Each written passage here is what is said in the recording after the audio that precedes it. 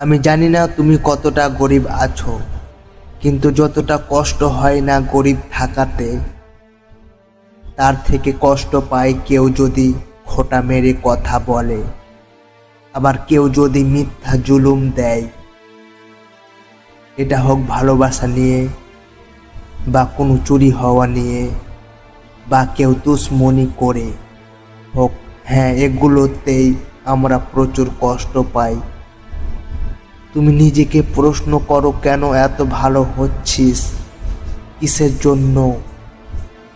কিন্তু আর একটা কথা, ভালো হওয়ার পিছনে অনেক কারণ থাকে।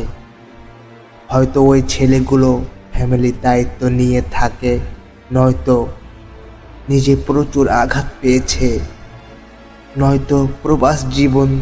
তাই এটা তো এখন বাদ দিলাম।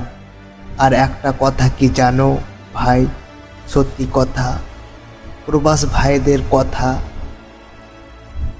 আছে, জীবনটা কেমন তাই না, প্রচুর কষ্ট, মনটাও কষ্ট ভরা থাকে।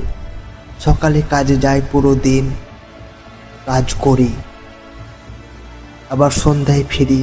এরকম করতে করতে আমাদের অনেক দিন পার হয়ে যায়। একটা কথা আছে না ভাই, প্রবাস ভাইদের জীবন কেউ বুঝে না আমাদের সৃষ্টিকর্তা ছাড়া।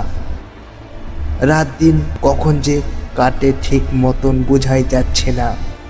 আমি জানি না এই কথাটি কোথায় থেকে শুনছো, কিভাবে শুনছো, কিন্তু ভাই মন থেকে একটা কথা বলো, আমরা ছোটবেলায় কত খেলতাম, কত এনজয় নিতাম, কত একসঙ্গে আমরা খেলতাম, হাসি খুশি থাকতাম।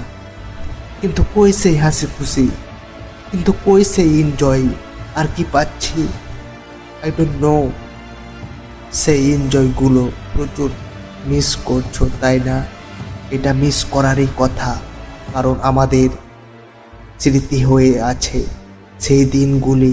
আর আসবে না ভাই, তুমি যা খুশি তাই করো, কিন্তু সেরকম দিনগুলো আর জীবনে ফিরে আসবে না।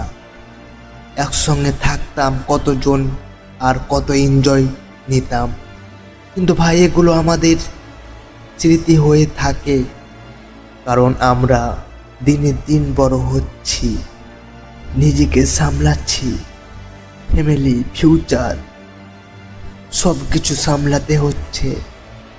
নিজের দায়িত্ব, নিজের যত্ন সব কিছু সামলাতে হচ্ছে ভাই।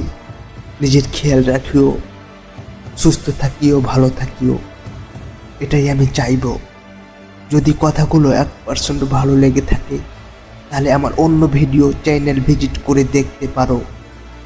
আর যদি ইচ্ছা হয় তাহলে একটা সাবস্ক্রাইব করতে ভুলবা না।